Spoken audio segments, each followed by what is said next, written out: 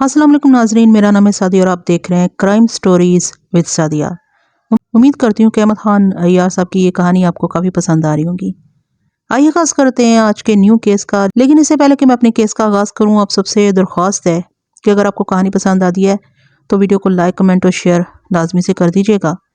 और जो मेरे चैनल पर न्यू है, जल्दी से चैनल को सब्सक्राइब कर लीजिएगा और बेल के आइकन को प्रेस करना हरगिज़ मत भूलिएगा। आइए आगाज़ करते हैं। बारात के साथ मुझे भी जाना पड़ा।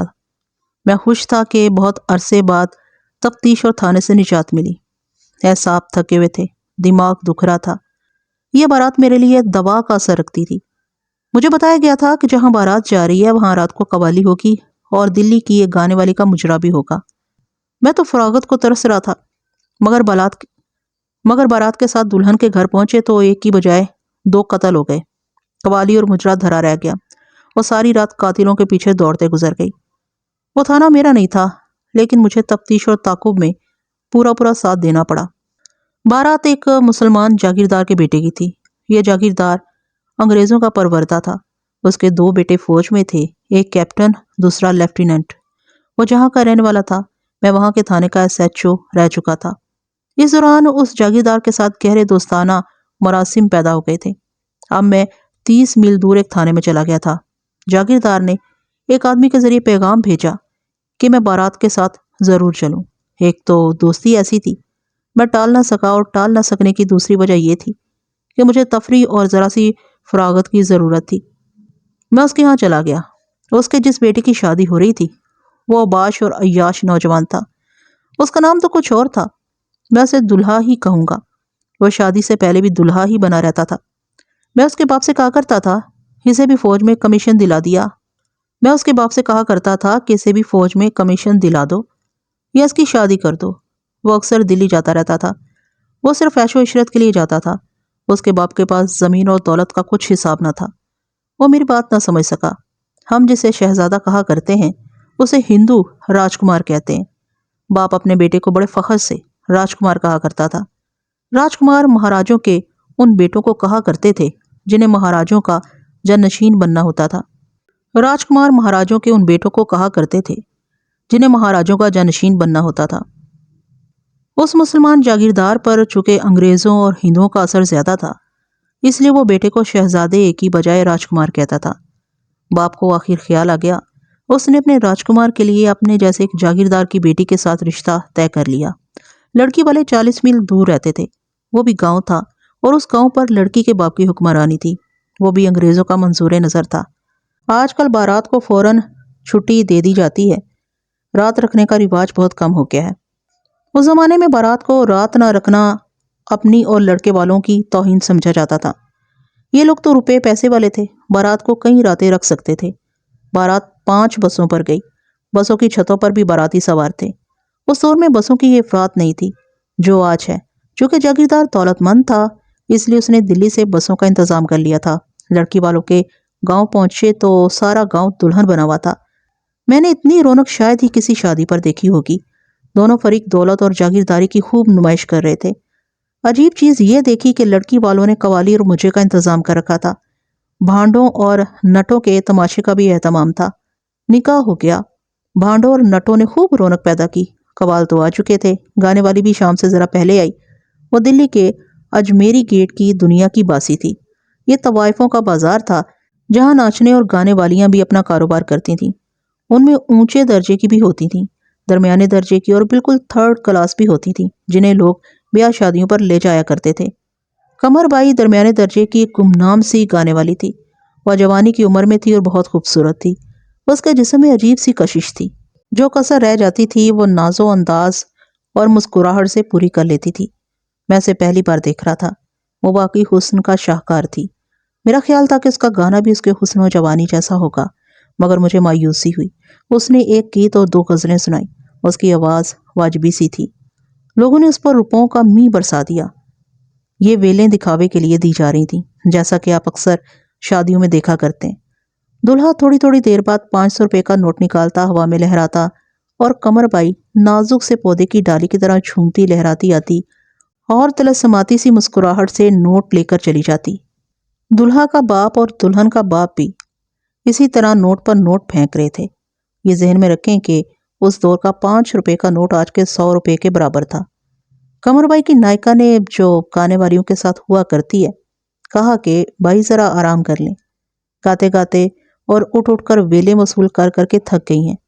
چنانچہ طے ہوا کہ قوالی شروع کر دی جائے اور اس کے بعد قمر بائی گانا سنائے گی اور رقص بھی کرے گی۔ قمر بائی اپنی نائکا اور سازندوں کے ساتھ محفل سے اٹھ کر چلی گئی۔ اس کے لیے الگ کمرے کا انتظام کیا گیا تھا۔ قوالوں نے محفل جمائی۔ میں نے دیکھا کہ قمر بائی کی نائکا اور سازندے قوالی سننے کے لیے آ گئے۔ قوالی ابھی شروع ہی ہوئی تھی کہ ایک آدمی نے لڑکی کے باپ کے کان میں کچھ کہا۔ اتفاق سے میں دیکھ رہا تھا۔ میں نے لڑکی کے باپ کو چونکتے اور گھبرا کر اٹھتے دیکھا۔ اس نے دلہا کے باپ کے کان میں کچھ کہا۔ وہ بھی گھبرا کر اٹھا اور مہمانوں کو دیکھا۔ اس کی نظر مجھ پر پڑی تو دوڑا آیا۔ ملک صاحب، اس نے کانپتی ہوئی آواز میں کہا، قمر بائی قتل ہو گئی ہے۔ میرا ذہن محفل موسیقی سے اچھل کر تھانے جا پہنچا، جیسے تھانے میں کوئی مجھے قتل کی رپورٹ دے رہا ہو۔ مجھے اطمینان صرف اتنا ہوا کہ وہ تھانہ میرا نہیں تھا اور یہ کیس بھی میرا نہیں تھا، لیکن تھانے دار ہوتے ہوئے میں اس سے لا تعلق نہیں رہ سکتا تھا۔ اس تھانے کا SHO ایک ہندو سب انسپیکٹر راجیش نندا تھا۔ خوبصورت جوان اور بہت قابل پولیس آفیسر تھا۔ دماغ کا تیز اور جسم کا پھرتیلا تھا۔ وہ ان آدمیوں میں سے تھا جو آج کا کام کل پر ملتوی کرنے کی بجائے کل کا کام بھی آج ہی کر لیا کرتے ہیں۔ بڑے امیر ماں باپ کا بیٹا تھا، اس لیے اس میں لالچ کم تھا۔ اس نے رشوت کا ریٹ اتنا اونچا مقرر کر رکھا تھا کہ ہر کوئی اس سے اپنا کام نہیں کرا سکتا تھا۔ اس کا مطالبہ کوئی جاگیردار یا ٹھیکیدار ہی پورا کر سکتا تھا۔ راجیش لڑکی والوں کی طرف سے مدعو تھا۔ وہ عام ہندوؤں سے مختلف آدمی تھا۔ اس نے کھانا ہمارے ساتھ کھایا اور بڑے مزے سے گوشت کھاتا رہا تھا۔ وہ تنگ نظر نہیں تھا۔ وہ میرے پاس بیٹھا تھا۔ دلہا کے باپ نے مجھے کہا کہ قمر بائی قتل ہو گئی ہے تو راجیش مجھ سے پہلے اٹھا اور پوچھا، کہاں؟ کمرے میں۔ قوالی روکتی گئی۔ لڑکی اور لڑکے کے باپ حویلی کی طرف دوڑے۔ میں اور راجیش ان کے ساتھ گئے۔ دلہا بھی اٹھ دوڑا۔ ذرا سی دیر میں ہڑبونگ مچ گئی۔ دھماکے کی طرح خبر لوگوں میں پھیل گئی کہ گانے والی قتل ہو گئی ہے۔ وہاں لوگ تھوڑے نہیں تھے، دور دور سے تماشائی آئے ہوئے تھے۔ وہ سب حویلی پر ٹوٹ پڑے۔ ان کے لیے گانے والی کے گانے کی نسبت اس کا قتل کا تماشا زیادہ دلچسپ اور سنسنی خیز تھا۔ اس ہجوم پر قابو پانا ناممکن تھا۔ حویلی وسیع و عریض تھی۔ ایک طرف باغیچہ سا تھا جس کے دو طرف دیوار تھی اور دو طرف برآمدے اور کمرے تھے۔ یہ مہمانوں کے لیے تھے۔ قمر بائی اور قوالوں کو انہی کمروں میں سے کمرے دیے گئے تھے۔ میں اور راجیش جب اس حصے کے دروازے میں داخل ہوئے تو لوگ ہمارے راستے میں آ رہے تھے۔ کسی کی رہنمائی میں ہم اس کمرے میں پہنچے جہاں فرش پر قمر بائی کی لاش پڑی تھی۔ خون اتنا کہ دروازے تک آ گیا تھا۔ میں نے اور راجیش نے لاش کو پیٹھ کے بل کیا۔ پیٹ چاک تھا اور انٹریاں وغیرہ باہر آ کر بکھر گئی تھیں۔ ایک زخم دل کے مقام پر تھا۔ خنجر یا چاقو استعمال کیا گیا تھا۔ ہم دونوں نے لاش کا نظری معائنہ کیا۔ حسین مغنیہ اسی لباس میں تھی جو پہنے ہوئے اس نے گانے سنائے تھے۔ لباس پھٹا ہوا یا اترا ہوا نہیں تھا۔ صاف پتہ چلتا تھا کہ اسے صرف قتل کیا گیا ہے۔ اس سے پہلے اس کے ساتھ کوئی اور زیادتی یا چھیڑ چھاڑ نہیں کی گئی۔ اس کے گلے میں قیمتی ہار تھا، انگلیوں میں سونے کی 2 انگوٹھیاں، کانوں میں سونے کے جھمکے اور کلائیوں میں سونے کی چوڑیاں تھیں۔ ہر ایک چیز جسم پر موجود تھی۔ پلنگ پر اس کا پرس پڑا تھا۔ کھول کر دیکھا، نوٹوں سے بھرا پڑا تھا۔ یہ ویلوں کی رقم تھی۔ عداوت یا رقابت؟ راجیش نے کہا۔ میں نے تائید میں سر ہلایا۔ یہ بات صاف تھی کہ قاتل کو مقتولہ کے نہ حسن و جوانی کے ساتھ کوئی دلچسپی تھی، نہ اس کے زیورات اور رقم کے ساتھ۔ وہ اسے قتل کرنے آیا تھا، قتل کر گیا۔ یہ بھی واضح تھا کہ قاتل بہت دلیر تھا، یا کوئی اس حویلی کا رہنے والا تھا جو اطمینان سے اندر آیا اور قتل کر گیا۔ اسے الٹا پلٹا کر دیکھا۔ باہر حویلی کے اندرونی باغیچے اور برآمدوں میں جو شور و غل تھا، اسے پتہ چلتا تھا کہ تماشائیوں کا سارا ہجوم اندر آ گیا۔ اچانک ایک بلند اور گھبرائی ہوئی آواز سنائی دی، مارا کیا؟ مار گیا، ادھر آنا! اور بھگدڑ مچ گئی۔ میں اور راجیش کمرے سے نکلے۔ ایک آواز کانوں میں پڑی، تحصیلدار صاحب کو چاقو مار گیا ہے۔ باغیچے کی دیوار کا ایک ہی دروازہ تھا۔ میں ہجوم کو چیرتا تماشائیوں کو گھونسے، کندھے اور ٹھڈ مارتا دروازے تک گیا اور دروازہ بند کر کے زنجیر چڑھا دی۔ راجیش کو آواز دی۔ وہ بھی ہجوم میں سے بڑی مشکل سے مجھ تک پہنچا۔ وہاں روشنی کم تھی، صرف 2 بلب جل رہے تھے جن کی روشنی ہجوم نے رک رکھی تھی۔ راجیش، میں نے کہا، 3-4 آدمی یہاں لاؤ جو کسی کو باہر نہ نکلنے دیں۔ اس نے کچھ نام پکارے۔ میں نے بڑی بلند آواز سے کہا۔ تمام آدمی جہاں جہاں کھڑے ہیں وہیں بیٹھ جائیں اور خاموش ہو جائیں، ورنہ ہم گولی چلا دیں گے۔ گولی چلانے کے لیے نہ میرے پاس کچھ تھا نہ راجیش کے پاس۔ ہجوم بیٹھنے لگا۔ 3-4 آدمی میرے پاس دروازے پر آ گئے۔ میری اسکیم یہ تھی کہ دروازے سے ایک ایک آدمی کی تلاشی لے کر باہر نکالا جائے۔ ملک صاحب، راجیش نے کہا، چل کے دیکھو تو صحیح، تحصیلدار زندہ ہے یا مر گیا ہے؟ ہم نے یہ تو دیکھا ہی نہیں کہ ہوا کیا۔ اس نے ان آدمیوں کو جو اس نے بلائے تھے سختی سے کہا، کسی کو باہر نہ نکلنے دینا، خواہ کوئی اس حویلی میں رہنے والا ہی ہو۔ باغیچہ خاصا وسیع تھا، اس میں پودے تھے اور گھاس کے پلاٹ اور اس میں درخت بھی تھے۔ میں راجیش کے ساتھ اس برآمدے میں گیا جہاں کہتے تھے کہ تحصیلدار زخمی پڑا ہے۔ کچھ آدمی ارد گرد بیٹھے تھے اور ان کے درمیان تحصیلدار پڑا تھا۔ ایک نبض پر میں نے ہاتھ رکھا اور دوسری پر راجیش نے۔ وہ زندہ تھا۔ وہ پیٹھ کے بل پڑا تھا اور اس کا بھی پیٹ کمر بائی کی طرح چاک تھا۔ پیٹ کے اندرونی حصے باہر آ گئے تھے۔ اسے فوری طور پر ہسپتال لے جانا بیکار تھا، اس کی زندگی ختم ہو چکی تھی۔ ہمیں اس کا نزعی بیان لینا تھا۔ آپ کو کس نے زخمی کیا ہے؟ میں نے پوچھا۔ جواب میں وہ اپنا ایک ہاتھ مونچھوں تک لے گیا اور انگلیوں سے مونچھیں مروڑنے کا اشارہ کیا۔ اس کی مونچھیں بہت چھوٹی تھیں۔ میں اشارہ سمجھ گیا۔ قاتل کی مونچھیں بڑی اور مروڑ مروڑ کر نوکدار کی ہوئی تھیں۔ تحصیلدار کے ہونٹ ہلے۔ میں نے کان اس کے منہ کے قریب کیا۔ اس کی سرگوشی سنائی دی، مگر صرف اتنی، نہ ہو سکتا ہے اس نے نہ کہا ہو۔ یہ بھی ممکن ہے کہ وہ قاتل کا نام بتا رہا تھا، مگر نہ کے آگے کچھ نہ کہہ سکا، نام پورا نہ بتا سکا۔ میں نے اس کا آخری خراٹہ سنا اور وہ مر گیا۔ میں نے اور راجیش نے ایک دوسرے کی طرف دیکھا۔ ہجوم بیٹھ چکا تھا اور خاموش تھا۔ اچانک آواز سنائی دی، وہ کیا؟ ارے کون ہے؟ اس کے ساتھ ہی ہجوم میں پھر بھگدڑ مچ گئی۔ راجیش نے اپنی دبنگ آواز میں گرج کر کہا، خاموش، بیٹھے رہو۔ ہم نے ایک آدمی کو نیم کے درخت پر چڑھتے دیکھا۔ وہ پرانا اور پھیلا ہوا درخت تھا۔ ٹہن موٹے تھے اور وہ درخت دیوار کے قریب تھا۔ کچھ ٹہن دیوار کے اوپر سے باہر کو گئے ہوئے تھے۔ دیوار کی اونچائی 10 فٹ کے لگ بھگ تھی۔ ہم درخت سے اتنی دور تو نہیں تھے، مگر ہجوم میں سے گزر کر اس آدمی تک پہنچنا جو ٹہن پر چلا گیا تھا ممکن نہیں تھا۔ راجیش چلایا، ارے پکڑو اسے! مگر کسی نے اوپر جانے کی جرات نہ کی۔ ہماری مجبوری یہ تھی کہ ہمارے پاس ریوالور نہیں تھے۔ میں اور راجیش مہمان آئے ہوئے تھے۔ میں اس آدمی کی چال سمجھ گیا اور دروازے کی طرف دوڑا، مگر بیٹھے ہوئے آدمیوں نے مجھے تیز نہ دوڑنے دیا۔ میں نے دروازہ کھولا، باہر نکلا، اس طرف گیا جدھر ٹہن جاتا تھا۔ ادھر گلی تھی، باہر بھی لوگ جمع تھے اور میرے راستے میں رکاوٹ بنے ہوئے تھے۔ میں اس گلی میں گیا، ادھر اندھیرا تھا اور گلی خالی تھی۔ مجھے ایک آدمی دوڑتا سائے کی طرح دکھائی دیا اور اندھیرے میں گم ہو گیا۔ تعقب بیکار تھا، قاتل نکل گیا۔ میں اندر چلا گیا، اس درخت کے پاس گیا جس پر وہ آدمی چڑھا اور ٹہن کے راستے دیوار پھلانگ گیا تھا۔ وہاں جو آدمی تھے ان سے پوچھا کہ وہ آدمی کہاں تھا اور کیسا تھا۔ انہوں نے بتایا کہ وہ قریب ہی بیٹھا ہوا تھا۔ اس نے جوگیا رنگ کا پاجامہ اور اسی رنگ کا کرتا پہن رکھا تھا، اور اس نے سر پر میلے سے رنگ کی چادر لے رکھی تھی جس سے اس کا سر ڈھانپا ہوا تھا۔ وہ اچانک اٹھا اور درخت پر چڑھ گیا۔ میں نے درخت کا تنا دیکھا، اس پر تیزی سے چڑھنا مشکل نہیں تھا۔ اس کی مونچھیں بڑی بڑی تھیں؟ میں نے پوچھا۔ صرف ایک آدمی نے یقین کے ساتھ بتایا کہ اس کی مونچھیں گھنی اور لمبی تھیں، لیکن اس کا چہرہ کوئی بھی بیان نہ کر سکا کیونکہ چادر ماتھے سے بھی نیچے آئی ہوئی تھی اور نیچے سے چادر نے تھوڑی بھی ڈھانپ رکھی تھی۔ یہ بھی کوئی نہ بتا سکا کہ اس کے کپڑوں پر خون تھا یا نہیں۔ بہرحال یہ تصدیق ہو گئی کہ قاتل بڑی بڑی مونچھوں والا تھا۔ مقتول تحصیلدار کے اشارے کو میں صحیح سمجھا تھا۔ صاحب نکل گیا تھا، اب ہمیں اس کی لکیر کا تعاقب کرنا تھا۔ میں نے یہ انتظام کرا دیا کہ ساتھ والی گلی میں کوئی نہ جائے۔ ہجوم حویلی کے سامنے تھا۔ میں سامنے والی گلی میں کھرے دیکھنا چاہتا تھا۔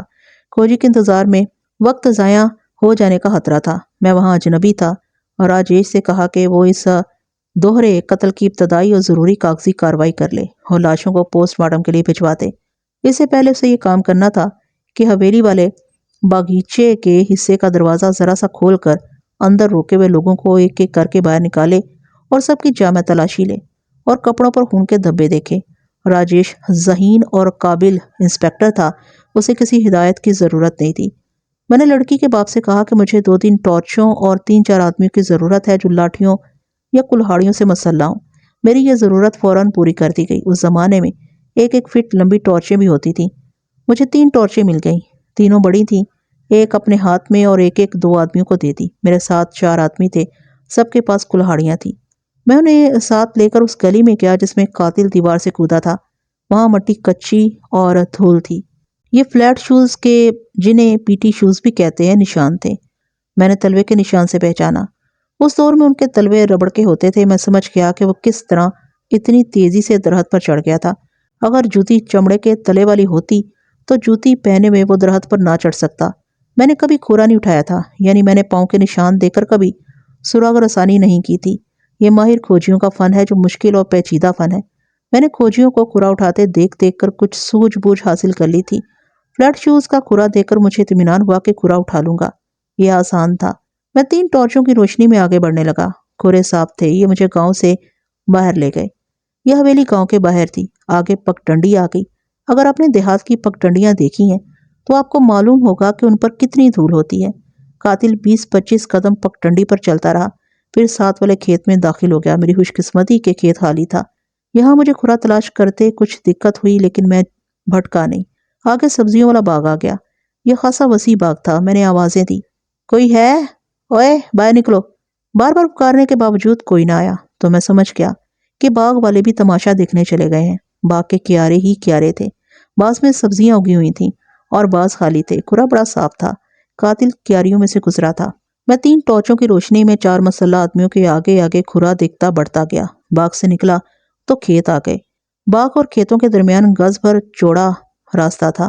اس پر بھی دھول اتنی کہ پاؤں کا نشان صاف نظر آتا تھا۔ یہاں کھڑے 2 ہو گئے۔ دوسرا کھورا بھی فلیٹ شوز کا تھا۔ اس کا مطلب یہ تھا کہ حویلی سے درخت کے ذریعے باہر آنے والے کا ایک ساتھی یہاں کھڑا تھا۔ اب دونوں پہلو با پہلو چل رہے تھے۔ مجھے ایک خیال آیا، قاتل ایک تھا یا 2؟ وہ اس جرم کے استاد تھے، لیکن وہ دیہاتی نہیں تھے۔ اگر وہ دیہات کے رہنے والے پیشہ ور قاتل ہوتے تو اپنے کھروں کے متعلق لاپرواہ نہ ہوتے۔ ہر دیہاتی جانتا ہے کہ واردات ہوتی ہے اور کھوجی کھورا اٹھاتا ہے۔ استاد تو پوری طرح محتاط ہوتے تھے۔ وہ کنکریوں والے راستوں پر چلتے تھے۔ کھوجیوں کو گمراہ کرنے کے لیے ندیوں میں اتر جاتے اور دور جا نکلتے تھے۔ اگر زیادہ ہو تو قطار میں چلتے تھے تاکہ ایک دوسرے کے کھرے پاؤں تلے مٹتے جائیں۔ یہ قاتل شہر کے معلوم ہوتے تھے۔ شہروں میں مجرموں کے کھرے نہیں ملا کرتے۔ مکان پکے، سڑکیں اور فٹ پاتھیں بھی پکی ہوتی ہیں۔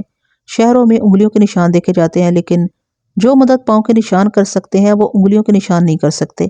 یہ مجرم شہری ہو سکتے تھے جو کچے راستوں اور نرم نرم کیاروں پر چلتے رہے۔ انہیں معلوم نہیں تھا کہ دیہات کی زمین مجرم کو پکڑ لیا کرتی ہے۔ ان کے شہری ہونے کا ایک اور ثبوت یہ ذہن میں آتا تھا کہ شہر کی گانے والی کے ساتھ کسی دیہاتی کی کیا دشمنی ہو سکتی تھی۔ قمر بائی کے قتل کا باعث رقابت تھا یا کوئی عداوت؟ قاتل شہری ہو سکتے تھے، البتہ تحصیلدار کا قتل ذہن میں کچھ پیچیدگی پیدا کر رہا تھا۔ میں یہی کچھ سوچتا اور کھرے دیکھتا بڑھتا جا رہا تھا۔ مجھے ریل گاڑی کی آواز سنائی دی جو دور تھی، پھر انجن کی وسل سنائی دی۔ میں نے ادھر ادھر دیکھا، دور سے انجن کی روشنی نظر آئی۔ میں گاؤں سے تقریباً 1 میل دور آ گیا تھا۔ وہاں سے ریلوے اسٹیشن تقریباً 52 میل دور تھا۔ کھروں کا رخ ادھر ہی تھا۔ میں نے اپنے ساتھ کے 2 آدمیوں سے پوچھا کہ ریلوے اسٹیشن کو اور کوئی راستہ جاتا ہے؟ انہوں نے بتایا کہ گاؤں سے ایک کچا راستہ نکلتا ہے، وہ سیدھا ریلوے اسٹیشن تک جاتا ہے۔ وہ چھوٹا سا اسٹیشن تھا۔ مجھے بتایا گیا کہ ایک مسافر گاڑی دن کو یہاں رکتی ہے اور ایک رات کو۔ پولیس کی چھٹی حصے نے مجھے بتایا کہ دونوں مجرم ریلوے اسٹیشن پہنچ گئے ہیں اور اس گاڑی سے چلے جائیں گے۔ میرے پاس کوئی سواری نہیں تھی، میں اتنی تیز بھی نہیں دوڑ سکتا تھا۔ گاڑی ریلوے اسٹیشن میں داخل ہو رہی تھی۔ میں نے وہاں سے کھرا اٹھانا ترک کر دیا اور بہت تیز ریلوے اسٹیشن کی طرف چل پڑا۔ گاؤں سے آنے والا راستہ آ گیا۔ یہ کچی پگڈنڈی تھی۔ میں نے رک کر ٹارچ کی روشنی میں دیکھا، بڑے صاف کھرے نظر آ گئے۔ میں اور تیز چل پڑا۔ گاڑی رکی اور انجن وسلیں دینے لگا، پھر گاڑی چل پڑی۔ مجھے یقین ہونے لگا کہ قاتل نکل گئے ہیں۔ میں جب ریلوے اسٹیشن پہنچا تو گاڑی دور جا چکی تھی۔ اسٹیشن ماسٹر اپنے کوارٹر کو جا رہا تھا۔ اسے روکا، اس کے دفتر لے گیا، بکنگ کلرک کو بلایا۔ میں نے اپنا تعارف کرایا اور اسے بتایا کہ ایک گانے والی اور ایک تحصیلدار قتل ہو گئے ہیں۔ اسٹیشن ماسٹر نے بتایا کہ وہ بھی وہاں مدعو تھا، لیکن اس کا ایک آفیسر گزر رہا تھا، اس لیے نہ جا سکا۔ میں نے اسے بتایا کہ مجھے اس کے تعاون کی ضرورت ہے۔ بکنگ کلرک سے پوچھا کہ کتنے آدمیوں نے ٹکٹ لیے تھے۔ اس نے کہا 4 ٹکٹ فروخت ہوئے ہیں۔ میں نے اسے پوچھا کہ ان چاروں کے حلیے اور چہرے اسے یاد ہیں۔ اس نے جواب دیا کہ چہرے دیکھنا اور یاد رکھنا آسان نہیں ہوتا۔ وہ سوچنے لگا، پھر کہنے لگا 3 مرد تھے جو بالکل دیہاتی تھے اور ایک ادھیڑ عمر عورت تھی۔ ان میں سے کسی کی بڑی بڑی مونچھیں تھیں۔ میں نے پوچھا سر پر چادر اور اس کے کپڑے جوگیا رنگ کے ہوں گے؟ نہیں، اس نے جواب دیا، اتنی بڑی بڑی مونچھوں والا کوئی نہیں تھا اور کسی کے سر پر چادر بھی نہیں تھی۔ کانٹے بدلنے والا ایک ملازم وہاں کھڑا تھا۔ اس نے کہا میں نے 2 آدمیوں کو چلتی گاڑی پر سوار ہوتے دیکھا تھا۔ میں ڈرائیور کو گولا یعنی ٹوکن دینے گیا تو گاڑی چلنے کا وقت ہو گیا۔ میں وہیں کھڑا رہا۔ گاڑی چل پڑی تو ایک طرف سے پلیٹ فارم کے باہر سے 2 آدمی دوڑے آئے اور دونوں پہلے ڈبے کے پہلے کمپارٹمنٹ میں سوار ہو گئے۔ انہوں نے یقیناً ٹکٹ نہیں لیے تھے۔ ان میں سے ایک کی مونچھیں بڑی بڑی تھیں۔ میں نے پوچھا تم نے غور سے تو نہیں دیکھا ہوگا؟ دونوں نے سروں پر اس طرح چادریں لے رکھی تھیں کہ ان کے چہرے اچھی طرح نظر نہیں آتے تھے۔ اس نے جواب دیا، وہاں روشنی کم تھی۔ آپ بابو صاحب سے جوگیا کپڑوں کا پوچھ رہے تھے؟ مجھے ایسے خیال آتا ہے جیسے ایک کے کپڑے جوگیا رنگ کے تھے۔ یہ تھے میرے مجرم۔ انہوں نے ٹکٹ نہیں لیے تھے۔ وہ گاڑی کے وقت سے پہلے اسٹیشن تک پہنچ گئے ہوں گے، لیکن پلیٹ فارم سے باہر انجن کی طرف کہیں رکے رہے۔ گاڑی چلی تو دوڑ کر سوار ہو گئے۔ میں نے اسٹیشن ماسٹر سے پوچھا کہ اس وقت گاڑی کہاں ہوگی؟ ان سے باتیں کرتے 55 گھنٹہ گزر گیا تھا۔ اسٹیشن ماسٹر نے 25 میل دور کے ایک اسٹیشن کا نام لیا۔ میں نے اسے کہا کہ وہ اس اسٹیشن ماسٹر کو فون کرے اور کہے کہ گاڑی کو وہیں روکے رکھے۔ اسٹیشن ماسٹر ہچکچایا۔ میں نے اسے کہا کہ 2 انسان قتل ہو گئے ہیں اور قاتل اس گاڑی میں فرار ہو رہے ہیں۔ میں پولیس آفیسر ہوں۔ اگر گاڑی نہ روکی گئی اور قاتل نکل گئے تو اسٹیشن ماسٹر جواب دہ ہوگا کہ اس نے گاڑی روکنے کا انتظام کیوں نہیں کیا۔ اسٹیشن ماسٹر نے وہ اسٹیشن ملا دیا اور وہاں کے اسٹیشن ماسٹر کو میرے متعلق بتا کر فون مجھے دے دیا۔ پتہ چلا کہ وہ اسٹیشن ماسٹر مجھے اچھی طرح جانتا ہے اور میرے طریقہ تفتیش سے بھی واقف ہے۔ اس نے بتایا کہ گاڑی اس کے اسٹیشن میں داخل ہو رہی ہے اور وہ اسے روکے رکھے گا۔ میں نے اسے بتایا کہ میں لاری پر آ رہا ہوں۔ میں نے اسے یہ تسلی بھی دی کہ میں اسے تحریر دے دوں گا کہ میں نے گاڑی رکوائی تھی، اور اگر وہ کہے تو میں اس کے اعلیٰ حکام کو بھی مطمئن کر دوں گا۔ اس کے علاوہ میں نے اسٹیشن ماسٹر سے کہا کہ وہ اگلے ڈبے کے پہلے کمپارٹمنٹ پر نظر رکھے۔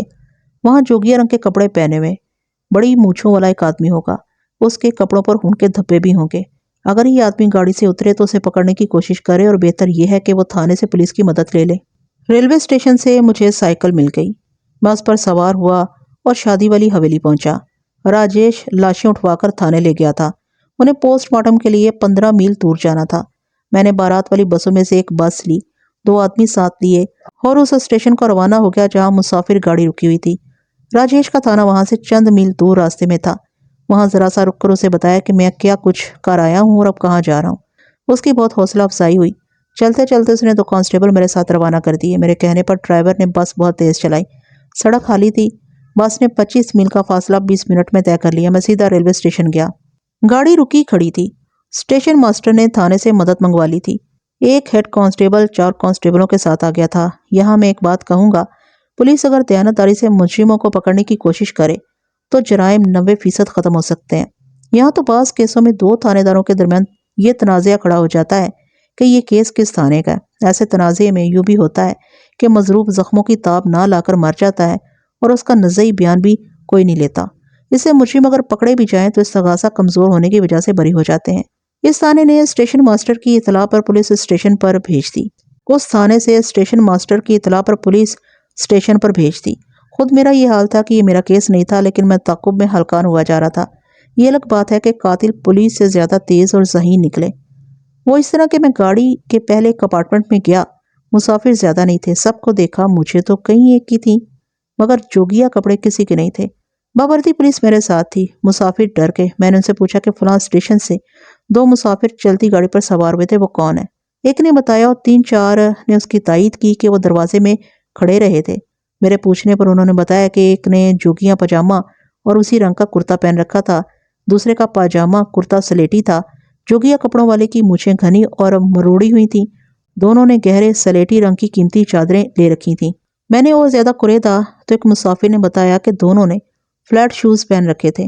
صرف ایک مسافر نے میرے سوال کا جواب دیا کہ ان کے کپڑوں پر سرخ داغ یا چھینٹے تھے یا نہیں۔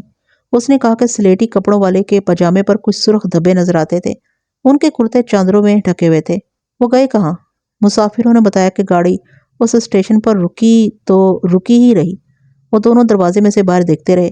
یہاں گاڑی 2 منٹ سے زیادہ نہیں رکتی، مگر 15-20 منٹ گزر گئے۔ ان دونوں میں سے ایک جس نے سلیٹی کپڑے پہن رکھے تھے اتر گیا۔ دوسرا دوسری طرف والے دروازے سے باہر دیکھنے لگا۔ وہ جوگیا کپڑوں والا تھا اور سلیٹی کپڑوں والے نے پائیدان پر کھڑے ہو کر اپنے ساتھی کو آواز دی، نادر۔ نادر نے اس کی طرف دیکھا تو شاید انہوں نے ایک دوسرے کو اشارے کیے۔ نادر وہیں کھڑا رہا۔ اس کا ساتھی اس کے پاس آ گیا اور دونوں اس طرف اتر گئے۔ تھوڑی دیر بعد میں ہیڈ کانسٹیبل اور 6 کانسٹیبلوں کے ساتھ پہنچ گیا۔ میں نے پلیٹ فارم کے دوسری طرف دیکھا، جدھر وہ اتر گئے تھے ادھر اندھیرا تھا۔ میں نے ہیڈ کانسٹیبل سے کہا کہ 3 آدمی ادھر گاڑی کی لمبائی تک پھیلا دے۔ اسے ان کے ساتھ اس حکم سے بھیج دیا کہ کوئی آدمی گاڑی سے اتر کر بھاگنے کی کوشش کرے تو اسے پکڑے، اور اگر وہ نہ رکے تو اس کی ٹانگوں پر گولی چلا دے۔ میں نے 3 کانسٹیبلوں کو پلیٹ فارم پر پھیلا دیا، خود یوں کیا کہ اس کمپارٹمنٹ کے 2 مسافروں کو جو مجرموں کو پہچانتے تھے ساتھ لیا اور گاڑی کے تمام ڈبوں میں گھوم گیا۔ ہر ایک مسافر کو دیکھا مگر چوکیا اور سلیٹی کپڑے والے نہ ملے۔ میں نے محض ایک کارروائی پوری کی تھی، توقع یہ تھی کہ وہ نکل گئے۔ اس کارروائی کے بعد میں نے اسٹیشن ماسٹر اور گاڑی کے گارڈ کو ان کی ضرورت کے مطابق تحریر دے دی۔ میں سمجھ گیا کہ دونوں قاتل ہوشیار تھے۔ گاڑی کو رکے زیادہ وقت ہو گیا تو وہ چوکس ہو گئے۔ انہوں نے ہیڈ کانسٹیبل کو کانسٹیبلوں کے ساتھ پلیٹ فارم پر دیکھ لیا ہوگا، انہیں دیکھتے ہی کھسک گئے۔ اس کارروائی کے بعد مجھے اپنی غلطی کا احساس ہوا۔ میرے پاس سوچنے کے لیے وقت ہی کہاں تھا، میں تعاقب میں تھا اور ساتھ ساتھ سوچ بھی رہا تھا۔ مجھے گاڑی رکوانی نہیں چاہیے تھی، بس میرے پاس تھی جو گاڑی کی رفتار سے دگنی رفتار پر چل سکتی تھی۔ میں اگلے اسٹیشن پر چلا جاتا اور گاڑی رکتے ہی قاتلوں کے کمپارٹمنٹ میں جا دھمکتا، انہیں بھاگ نکلنے کا موقع نہ ملتا۔ بہرحال یہ یقین ہو گیا کہ قاتل یہی 2 ہیں۔ ان کا کچھ حلیہ اور نشانیاں بھی معلوم ہو گئی۔ میں بس میں بیٹھا اور واپس راجیش کے تھانے چلا گیا۔ راجیش تمام تر کاغذی کارروائی مکمل کر چکا تھا۔ لاشیں پوسٹ مارٹم کے لیے چلی گئی تھیں۔ قمر بائی کی نائکا اور اس کے ساتھ زندے لڑکی والوں کے گھر میں تھے۔ راجیش نے مجھے بتایا کہ وہ ان سے وہیں جا کر پوچھ گچھ کرنا چاہتا ہے۔ اس نے مجھ سے درخواست کے لہجے میں کہا کہ میں اتفاق سے وہیں ہوں اور اس کے ساتھ رہوں۔ میں رات تک تو رک سکتا تھا، اگلے دن رکنا میرے بس سے باہر تھا، تاہم میں نے اس کا ساتھ دینے کا وعدہ کیا اور ہم دونوں لڑکی والے کے گھر چلے گئے۔ طوائف و ناچنے گانے والیوں کی اپنی دنیا ہوتی ہے، ان کے طور طریقے الگ، سیاست الگ، ان کی چاہت الگ اور ان کے تعصبات اور عداوتیں الگ ہوتی ہیں۔ وہاں دوستی اور دشمنی کا تصور کچھ اور ہوتا ہے، وہاں جسم اور ناز و انداز کا کاروبار ہوتا ہے اور محبت صرف پیسے سے ہوتی ہے۔ اس دنیا میں کوئی واردات ہو جائے تو سراغ لگانا مشکل نہیں ہوتا۔ پولیس والے عصمتوں کی اس منڈی کو بڑی اچھی طرح سمجھتے ہیں۔ قمر بائی گانے والی خوبصورت عورت تھی، بلکہ میں اسے لڑکی کہوں گا، اس کے چاہنے والے کئی ہوں گے اور ان سب میں رقابت لازمی تھی۔ قمر بائی اور تحصیلدار کا قتل رقابت کا ہی نتیجہ معلوم ہوتا تھا۔ ہمیں سب سے پہلے یہ معلوم کرنا تھا کہ قمر بائی کے چاہنے والے کون کون تھے۔ گانا سننے کے لیے تو اس کے کوٹھے پر بے شمار لوگ جاتے ہوں گے، لیکن چند ایسے الو کے پٹھے بھی ہوتے ہیں جو گانے والیوں کو دل دے بیٹھتے ہیں اور ان کے اس جھانسے میں آ جاتے ہیں کہ وہ بھی انہیں دل و جان سے چاہتی ہیں۔ لڑکی کے جاگیردار باپ کے گھر گئے، وہاں تو دولت لٹ رہی تھی اور دور دور سے تماشائی آئے ہوئے تھے۔ وہاں بارات بھی اتری ہوئی تھی، مگر اب وہاں الو بول رہے تھے۔ رات کی تاریکی میں ایسے لگتا تھا جیسے یہ محل جیسی حویلی آسیب زدہ ہو گئی ہو۔ رات آدھی سے زیادہ گزر گئی تھی۔ وہاں چند ایک آدمی جو اس حویلی کے ملازم اور مکین تھے اور باراتی موجود تھے، لیکن ایسی خاموشی جیسے وہاں کوئی بھی نہ ہو۔ لڑکی کے باپ اور لڑکی کے باپ نے مجھے کہا کہ میں تفتیش اپنے ہاتھ میں رکھوں۔ لڑکے کا باپ مجھے وہیں رکھنے پر زیادہ اصرار کر رہا تھا۔ میں نے اسے بتایا کہ میں اپنے آپ ہی دوسرے تھانے کے کیسوں میں دخل اندازی نہیں کر سکتا، اس کے علاوہ میں اپنے تھانے سے غیر حاضر نہیں ہو سکتا۔ یہ تو بتایا نہیں جا سکتا تھا کہ تفتیش کتنے دنوں یا کتنے مہینوں میں ختم ہوگی۔ دولہا کے باپ نے کہا کہ وہ مجھے ایس پی سے احکام لے دے گا۔ مجھے معلوم تھا کہ ان دونوں باپوں کا انگریز افسروں کے ساتھ اٹھنا بیٹھنا ہے اور یہ ہوش آمدی لوگ ہیں۔ انگریز افسروں سے اتنا سا حکم لے سکتے ہیں کہ فلاں کیس کی تفتیش میں فلاں سب انسپیکٹر کو بھی لگا دیا جائے۔ تحصیلدار 40 سال کا ہوبرو مسلمان تھا، ان دنوں دلی میں ہوتا تھا۔ بالائی آمدنی کے علاوہ بہت سی زرخیز اراضی کا مالک بھی تھا۔ میرا اور راجیش کا خیال تھا کہ تحصیلدار کو اس کے کسی رقیب نے قتل کرایا ہے۔ دونوں کا اکٹھا قتل بتاتا تھا کہ ان دونوں کا آپس میں تعلق تھا۔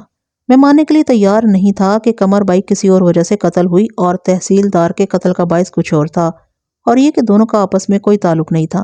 ہم نے قمر بائی کے ساتھ زندوں اور نائکا کو اکٹھے ہی الگ بٹھا لیا۔ یہ طریقہ صحیح نہیں تھا، ان سے الگ الگ پوچھ گچھ ہونی چاہیے تھی، لیکن راجیش کہتا تھا کہ اکٹھے بٹھانا فائدہ مند رہے گا۔ میں مان گیا۔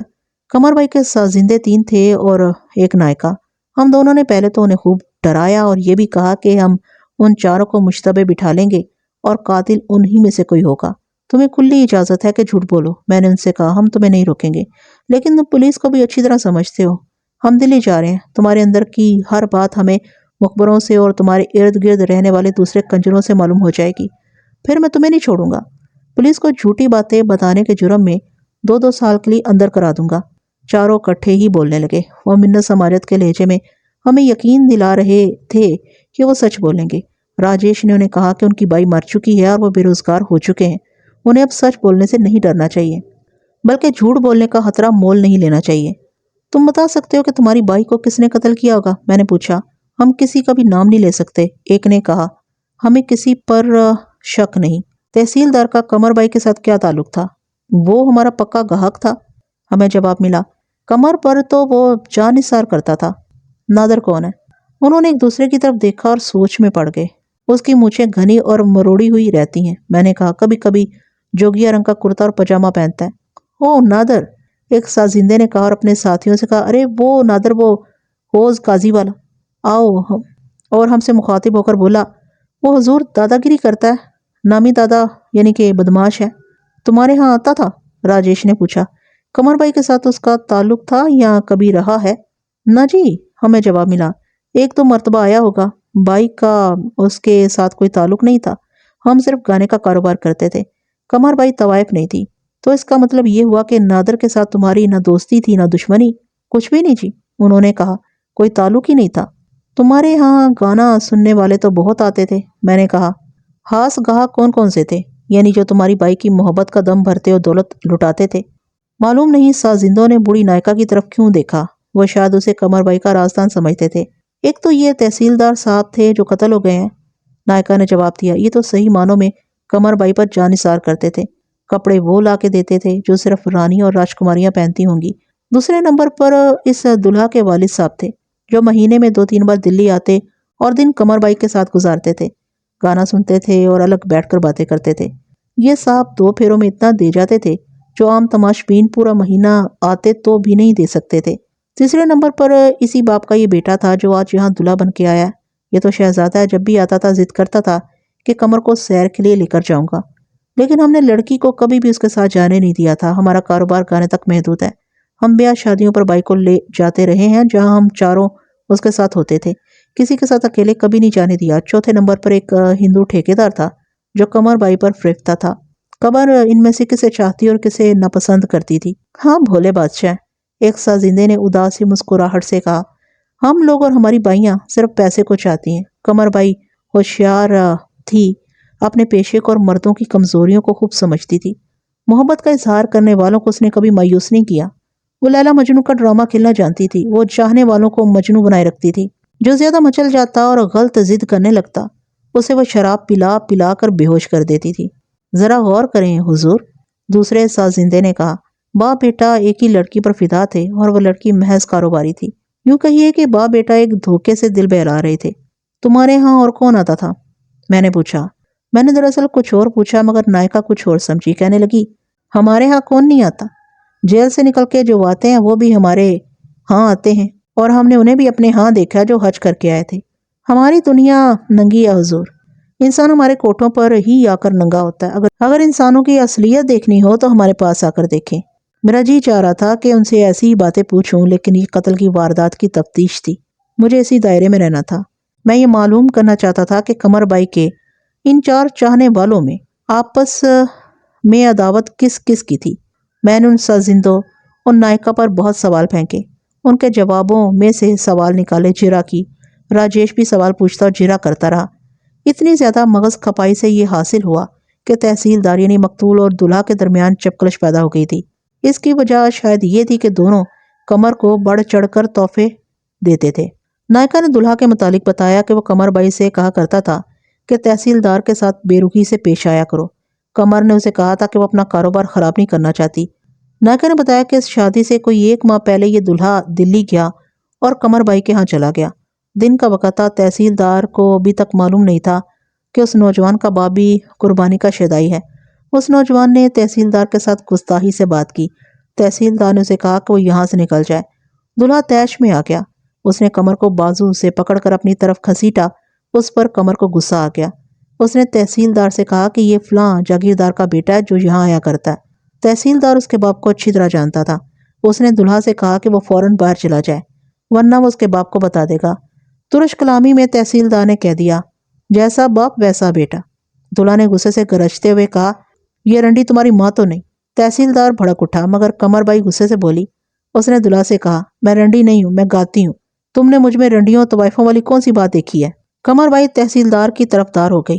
سازندوں نے بتایا کہ چونکہ وہ تحصیلدار تھا، حاکم تھا، اس لیے وہ اسے ڈرتے بھی تھے۔ قمر بائی نے اچھا کیا کہ تحصیلدار کو ناراض نہ کیا۔ دلہا میاں چلے گئے، لیکن جاتے جاتے قمر کو یہ دھمکی دے گئے کہ تمہارے منہ پر تیزاب نہ پھینکا تو میں بے غیرت ہوں گا۔ اس انکشاف سے یہ شک قدرتی تھا کہ قمر بائی اور تحصیلدار کو دلہا نے قتل کرایا ہے۔ قتل کا یہ موزوں موقع تھا۔ جاگیرداروں اور ان کے راجکماروں کے لیے کسی کو قتل کرانا مشکل نہیں تھا۔ کرائے کے پیشہ ور قاتل مل جاتے تھے۔ آپ کو پہلے بتا چکا ہوں کہ اس دلہا کو میں جانتا تھا۔ اوباش، عیاش، خود سر اور لڑاکا تھا۔ وہ آج کل کی پنجابی پکچروں کے ہیرو اور ویلن کی طرح بڑھ کے مارنے والا آدمی تھا۔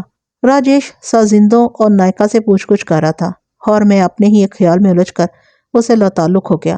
اپنے متعلق آپ کو پہلے بھی کبھی بتا چکا ہوں کہ کٹی پھٹی، چیری پھاڑی ہوئی اور گلی سڑی لاشیں دیکھ دیکھ کر اور قاتلوں، ڈاکوؤں اور عجیب و غریب ایب نارمل آدمیوں اور عورتوں سے پوچھ گچھ کر کے پولیس آفیسر انسانی جذبات سے محروم ہو جاتے ہیں، دل پتھر بن جاتے ہیں اور ضرورت بھی محسوس ہوتی ہے کہ جذبات کو مار دیا جائے۔ اگر ایک حسین و جمیل جوان بیوی اپنے بوڑھے اور عیاش خامد کو زہر دے کر مار ڈالے اور تھانے دار جذبات کے جال میں آ جائے کہ یہ جوان لڑکی قتل پر مجبور ہو گئی تھی اور یہ مظلوم ہے تو تھانے اور حوالاتیں دارالامان بن جائیں، کوئی قاتل سزا نہ پا سکے۔ مجھ میں یہ خامی تھی کہ میں اپنے جذبات کو نہ مار سکا۔ قانون کو میں نے جذبات پر کبھی قربان نہیں کیا تھا سوائے 2-3 کیسوں کے، لیکن اکثر کیسوں میں میرے جذبات ابل پڑتے تھے اور میں اپنا خون پینے لگتا تھا۔ یہی حال میرا یہاں ہوا۔ اگر اس گانے والی کو اور تحصیلدار کو دلہا نہیں قتل کرایا تھا تو میں راجیش اسے لاکھوں روپوں کی رشوت کے عوض بھی بخشنے کے لیے تیار نہیں تھے، مگر مجھے خیال یہ آ کے بے چین کرنے لگا کہ دلہا شادی کے 24 گھنٹے بعد ہی حوالات کا مہمان ہوگا، یہ ڈولی نہیں لے جا سکے گا اور اس کی ازدواجی زندگی کی ابتدا حوالات سے ہوگی اور شاید پھانسی کے تختے پر جا ختم ہو، یا یہ اس وقت قانون اور سزا کی گرفت سے نکلے گا جب اس کی جوانی ڈھل چکی ہوگی۔ یہ انگریزوں کی عطا کی ہوئی جاگیر کا قصور تھا۔ انگریزوں نے یہ جاگیر اس کے دادا پر دادا کو اپنی قوم سے غداری کے صلے میں دی تھی۔ جب ہندوستان میں مجاہدین آزادی کی لاشیں درختوں کے ساتھ لٹک رہی تھی اور ان کے لیڈروں کو عمر بھر کے لیے کالا پانی بھیجا جا رہا تھا، اس وقت دلہا کے دادا پر دادا انگریزوں سے اشرفیوں کی تھیلیاں اور جاگیریں وصول کر رہے تھے۔ انہی کی نشاندہیوں پر بے شمار مجاہدین پکڑے گئے اور فرنگیوں کی اذیتوں اور بربریت کا نشانہ بنے تھے۔ ابھی یہ جاگیردار اور ایمان کا یہ سودا رنگ دکھا رہا تھا۔ باپ بیٹا ایک ہی آبرو فاختہ مغنیہ کے چنگل میں پھنسے ہوئے تھے۔ ان کے ہاں اخلاق اور کردار کا نام و نشان نہ تھا۔ بیٹا قتل کے الزام میں پکڑا جانے والا تھا۔ اگر وہ قتل کرانے کا مجرم نہیں تھا تو بھی یہ صورت کتنی شرمناک تھی کہ باپ بیٹا ایک ہی کشتی میں سوار تھے اور یہ کشتی گناہوں کے دریا میں تیر رہی تھی۔ میں آپ کو اپنی تفتیش کی کہانیاں صرف تفریح تباہ کے لیے نہیں سنایا کرتا۔ آپ غور سے میری کہانیاں پڑھیں تو آپ کو ان میں نیکی اور بدی اور جزا و سزا کا فلسفہ ملے گا، کچھ عبرت ملے گی، اور یہ بھی کہ جس مجرم کو سزا دنیا کا قانون نہیں دے سکتا اسے خدا کا قانون ضرور پکڑتا ہے اور کسی نہ کسی رنگ میں سزا دیتا ہے۔ سنا ملک صاحب؟ راجیش نے میرے کندھے پر ہاتھ رکھ کر کہا۔ میں نے نہیں سنا تھا۔ سنا تو ہوگا لیکن میرا دھیان اپنے خیالوں میں الجھ گیا تھا۔ ایک صورت اور سامنے آ رہی ہے، راجیش نے کہا، یہ بھی سن لو۔ پھر سناؤ یار، میں نے قدرے اکتائے ہوئے لہجے میں کہا۔ ہم بائی کا مجرا دیکھنے آئے تھے اور وہ قتل ہو گئی۔ آپ دوسری بائی کا مجرا سنو، راجیش نے کہا۔ راجیش سازندوں سے کچھ نہ کچھ پوچھتا رہا۔ پتہ چلا کہ قمر بائی کی دشمنی ایک اور گانے والی کے ساتھ تھی۔ یہ بات اس طرح سامنے آئی کہ راجیش نے ان سے پوچھا تھا کہ دلہن کے باپ نے یہاں بلانے کے لیے قمر بائی کا انتخاب کس طرح کیا تھا؟ کیا یہ بھی اس کے چاہنے والوں میں سے تھا یا کسی اور نے قمر بائی کی سفارش کی تھی؟ سازندوں اور نائکا نے بتایا کہ دلہن کا باپ ان کے ہاں کبھی نہیں گیا تھا۔ قمر بائی کا انتخاب دلہا کے باپ اور تحصیلدار نے کیا تھا۔ انہوں نے بتایا کہ دلہن کے باپ نے کیرتن کماری کو پسند کیا تھا، لیکن تحصیلدار کو جو دلہن کے باپ کا دوست تھا پتہ چل گیا۔ اس نے سودا منسوخ کرا دیا اور قمر بائی سے بات طے کرا دی۔ دلہا کے باپ نے بھی قمر بائی کی سفارش کی اور سودا پکا ہو گیا۔ نائکا نے یہ بات پوری تفصیل سے سنائی تھی۔ ان تفصیلات اور بظاہر ذرا سی بےمانی باتوں میں سے تفتیش کے کام کی باتیں نکل آئیں۔ چیرا اور سوال در سوال کے سلسلے کے دوران پتہ چلا کہ تحصیلدار پہلے کیرتن کماری کے ہاں جایا کرتا تھا۔ وہ گاتی تھی اور ناچتی بھی تھی، اچھی خوبصورت تھی۔ تحصیلدار موٹا گاہک تھا اور حاکم بھی تھا۔ پڑوس کی طوائفوں کے دلال ایک دوسرے کے موٹے گاہکوں پر نظر رکھتے اور انہیں اپنی طرف کھینچنے کی کوشش کرتے ہیں۔ تحصیلدار نے قمر بائی کو کسی شادی پر دیکھا تھا۔ وہ پہلی بار قمر بائی کے ہاں آیا تو ایک دلال نے قمر بائی کو بتایا کہ یہ سونے کے انڈے دینے والی مرغی ہے۔ قمر بائی نے اسے حسن و جوانی اور ناز و انداز کی زنجیروں میں جکڑ لیا۔ تحصیلدار نے قمر بائی کو خوش کرنے کے لیے اسے بتایا کہ وہ اس کی خاطر کیرتن کماری کو ٹھکرا چکا ہے۔ اس کے بعد 3 مرتبہ ایسے ہوا کہ شادی بیاہ پر متعلقہ لوگوں نے کیرتن کماری سے سودا کیا، لیکن تحصیلدار نے سودا منسوخ کرا کے قمر بائی کا سودا کرا دیا۔ کیرتن کماری قمر بائی کے گھر سے 2 ہی گھر پرے رہتی تھی۔ ایک روز تحصیلدار نے نائکا اور سازندوں کی موجودگی میں قمر بائی کو بتایا کہ کیرتن کماری نے اپنا ایک آدمی اس کے پاس یہ پیغام دے کر بھیجا تھا کہ ہم سے کیا غلطی ہو گئی ہے کہ آپ ایک طوائف کے قیدی بن گئے ہیں۔ تحصیلدار نے بتایا کہ اس نے پیغام کا یہ جواب دیا تھا کہ تم قمر بائی کے پاؤں کی حق بھی نہیں، کچھ اور سخت اور تنزیہ باتیں بھی کہلا بھیجی تھی۔ ایک روز کیرتن کماری کا ایک آدمی قمر بائی کے ایک سازندے سے ملا اور اسے دھمکی کے لہجے میں کہا کہ اپنی حرکتوں سے باز آ جاؤ ورنہ پچھتاؤ گے۔ 3-4 مرتبہ کیرتن کماری کا سودا منسوخ ہوا اور اس کی جگہ قمر بائی چلی گئی۔ اس کے بعد کیرتن کماری اور قمر بائی کی لڑائی بھی ہوئی تھی۔ کیرتن کماری نے قمر بائی کے قریب آ کر کہا تھا، کس نشے میں مست ہو؟ تمہارے گاہکوں کو تمہاری لاش بھی نہیں ملے گی۔ میں نے بھی بال کی کھال اتارنی شروع کر دی۔ قتل کا باعث ان دونوں گانے والیوں کی کاروباری رقابت اور عداوت بھی ہو سکتی تھی۔ سوال پیدا ہوا، کیا کیرتن کماری نام کی یہ گانے والی قتل کرا سکتی ہے؟ ایک طوائف دوسری طوائف کو قتل کرا سکتی ہے۔ آپ اکثر خبروں میں پڑھتے ہوں گے کہ ایک طوائف قتل ہو گئی یا کسی طوائف پر قاتلانہ حملہ ہوا۔ طوائفوں اور ناچنے گانے والیوں کی دنیا جرم اور گناہ کی دنیا ہے۔ ان کے ہاں وہ لوگ جاتے ہیں جو نارمل ذہن کے نہیں ہوتے۔ اگر آپ نفسیاتی نقطہ نگاہ سے دیکھیں تو طوائف ناچنے گانے والی ایب نارمل عورت ہوتی ہے۔ ایک تو ان کے گاہک ہوتے ہیں جو ان کے ہاں جاتے ہیں اور واپس آ جاتے ہیں۔ دوسرے تحصیلدار، دلہا اور اس کے باپ جیسے لوگ ہوتے ہیں جو ان کے چاہنے والے ہوتے ہیں۔ یہ اس لحاظ سے ایب نارمل ہوتے ہیں کہ جانتے ہوئے کہ بازار میں بیٹھی ہوئی پیشہ ور عورت پیسے کی یار ہے، کسی انسان کی نہیں، اور یہ بڑا خوبصورت دھوکہ ہے، یہ عشاق انہیں اپنا سمجھتے ہیں۔ ان کے ہاں جانے والے تیسرے لوگ جرائم پیشہ اور نامی گرامی گنڈے، استاد اور بدماش ہوتے ہیں۔ انہوں نے بھی ایک ایک بازاری عورت کو محبوبہ بنا رکھا ہوتا ہے۔ یہ لوگ رقابت کی تسکین چاقوں اور خنجروں سے کیا کرتے ہیں۔ یہ بھی نفسیاتی مریض ہوتے ہیں۔ لہٰذا ابلیس کی اس منڈی میں خون خرابہ کوئی عجوبہ نہیں ہوتا۔ جہاں تک کیرتن کماری اور قمر بائی کی عداوت کا تعلق تھا، وہ بڑھتی گئی اور اس دلہا کی شادی کا وقت آ گیا۔ سازندوں کے بیان کے مطابق یہاں بھی کیرتن کماری کو بلایا گیا تھا، مگر تحصیلدار نے اس کا سودا منسوخ کرا کے قمر بائی کی بات طے کرا دی۔ یہ ممکن تھا کہ کیرتن کماری نے اسی کو قمر بائی اور تحصیلدار کے قتل کا باعث بنایا ہو۔ رات گزر چکی تھی۔ میرے اور راجیش کے لیے ناشتہ آ گیا۔ ناشتے کے بعد راجیش دلہا کا باپ اور دلہن کا باپ تھانے چلے گئے۔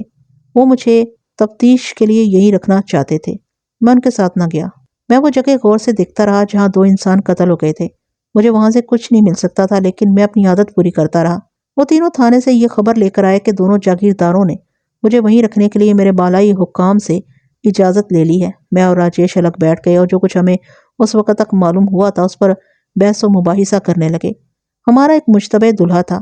اس کے لیے ہمیں یہ معلوم کرنا تھا کہ آیا تحصیلدار نے اس کے باپ کو بتا دیا تھا کہ وہ قمر بائی کے ہاں جایا کرتا ہے۔ اس سوال کا جواب ہمیں کہاں سے مل سکتا تھا؟ تحصیلدار قتل ہو چکا تھا اور یہ ممکن نہیں تھا کہ دلہا اپنی زبان سے کہہ دے کہ اس کے دل میں تحصیلدار کے خلاف یہی دشمنی تھی۔ اس کے باپ کو گھیرتے ہیں۔ میں نے کہا، ہو سکتا ہے وہ بتا دے۔ نہ باپ سے پوچھتے ہیں نہ اس کے بیٹے سے۔ راجیش نے کہا، یہاں ان پر شک کا اظہار نہ کیا جائے۔ ہمیں یہ پتہ چل چکا ہے کہ قتل کرائے کے قاتلوں نے کیا ہے۔ ان میں سے ایک کا نام نادر بھی معلوم ہو گیا ہے، اور یہ بھی معلوم ہو گیا ہے کہ وہ دلی کا سزا یافتہ بدماش ہے، اور اس کی ایک نشانی تو معلوم ہو گئی ہے کہ اس کی مونچھیں مروڑی ہوئی ہیں۔ ہمارا مجرم دلہا ہے یا کیرتن کماری؟ میرے دماغ میں یہ آئی کہ کرائے کے یہ قاتل اپنا کام کامیابی سے کر چکے ہیں، اب وہ اپنا انعام وصول کرنے آئیں گے۔ بارات کو جانے دیں۔ میرے زیادہ تر شک کیرتن کماری پر ہے۔ اگر آپ پسند کریں تو پہلے اس شک پر کام کرتے ہیں۔ آپ بارات کے ساتھ واپس جائیں گے اور آپ ولیمے پر بھی مدعو ہوں گے۔ وہاں کے SHO کو ساری واردات بتا کر ایک تو مخبر لے لینا یا اپنے مخبر ساتھ رکھنا یا کوئی اور انتظام کر لینا۔ اس نے ایک اور تجویز پیش کی۔ دلی اجمیری گیٹ یعنی کہ بازار حسن کے تھانے کا SHO درشن سنگھ اس کا دوست تھا۔ دونوں نے اکٹھے ٹریننگ کی تھی۔ اس کے بعد کچھ عرصہ اکٹھے رہے تھے۔ اس نے کہا کہ وہ درشن سنگھ سے ٹیلی فون پر بات کرے گا، اسے کہے گا کہ کیرتن کماری کے کوٹھے پر نظر رکھے اور نادر کو پکڑنے کی یا اس کا ٹھکانہ معلوم کرنے کی کوشش کریں۔ تجویز اچھی تھی۔ ہم دونوں تھانے چلے گئے۔ دلی کی کال جلدی مل گئی۔ فون پر درشن سنگھ مل گیا۔ بات راجیش نے کی۔ اس نے میرا حوالہ بھی دیا، اسے مختصراً واردات سنائی اور کہا کہ نادر نام کا ایک سزا یافتہ بدماش کیرتن کماری کے گھر جائے گا اور اس کے ساتھ ایک اور آدمی ہوگا، انہیں پکڑنا ہے یا ان کا ٹھکانہ معلوم کرنا ہے۔ درشن سنگھ اس تھانے میں پرانا ہو چکا تھا۔ اس نے بتایا کہ وہ نادر کو جانتا ہے کیونکہ وہ تھانے کے ریکارڈ پر تھا۔ ایسے ہسٹری شیٹر تھانے داروں کو زبانی یاد ہوتے ہیں۔ درشن سنگھ کیرتن کماری کو بھی جانتا تھا۔ اس نے میرے ساتھ بھی بات کی اور وعدہ کیا کہ وہ فوراً کارروائی کرے گا اور راجیش کو اطلاع دے دے گا۔ میں نے تھانے سے آ کر بارات کو جانے کی اجازت دے دی اور میں خود بھی ساتھ چل پڑا۔ دلہا اور دلہن کے باپوں نے مجھے کہا کہ میں نہ جاؤں۔ میں نے بتایا کہ میں تفتیش کے سلسلے میں ہی جا رہا ہوں۔ میں نے جھوٹ بولا کہ ایک مشتبہ کو شامل تفتیش کرنا ہے۔ میں اب باراتی نہیں تھا، جاسوس یا سراغ رساں تھا، یا مجھے راجیش کا مخبر کہہ لیں۔ میں دیکھ رہا تھا کہ بارات کے ساتھ کوئی نیا چہرہ تو شامل نہیں ہوا۔ بارات اپنے ٹھکانے پر پہنچ گئی۔ یہ بھی میرا تھانہ نہیں تھا۔ دوسرے دن ولیمہ تھا۔ میں نے کہیں سے مخبروں کا بندوبست کرنے کی بجائے خود ہی وہاں رکے رہنا بہتر سمجھا۔ دلہا کے باپ سے کہا کہ میرا سر چکرا رہا ہے، شاید رات بھر جاگنے کا اثر ہے۔ میں نے صورت مریضوں کی سی بنا لی۔ ان لوگوں نے میری تیمارداری میں حد ہی کر دی۔ مجھے لٹا دیا، لیکن میں باہر نکل کر لوگوں کو دیکھنا چاہتا تھا۔ میں نے ایکٹنگ شروع کر دی۔ کبھی کہتا کہ دل گھبرا رہا ہے، ذرا باہر نکلوں گا۔ میں باہر نکل گیا۔ رات بھی اسی طرح گزری۔ دیگیں پک رہی تھیں، ولیمے کے انتظامات ہو رہے تھے اور میں گھوم پھر کر ہر کسی کو دیکھ رہا تھا۔ مجھے گھنی اور مروڑی ہوئی مونچھوں والے بہت سے آدمی نظر آئے۔ وہ مونچھوں کا زمانہ تھا۔ کہا کرتے تھے کہ جس کی مونچھ نہیں وہ مرد ہی نہیں۔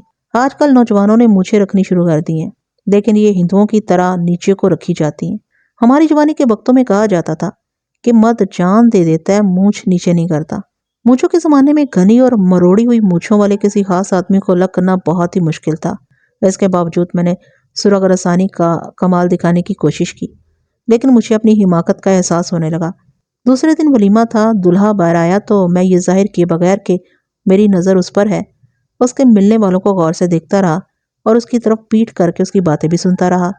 میں نے وہاں اور کیا کچھ کیا اس کی تفصیل خاصی طویل ہے، لیکن یہ کارروائی احمقانہ تھی۔ مجھے محسوس ہونے لگا کہ راجیش نے جلد بازی میں یہ فیصلہ کیا ہے کہ میں دلہا کے ساتھ رہوں۔ میں نے بھی سوچے سمجھے بغیر اس کے کہنے پر عمل کرنے کا فیصلہ کر لیا۔ ولیمہ بھی ہو چکا تھا۔ مجھے نادر نظر نہیں آیا تھا۔ ہو سکتا ہے وہ آیا ہو، لیکن میں اسے پہچانتا نہیں تھا۔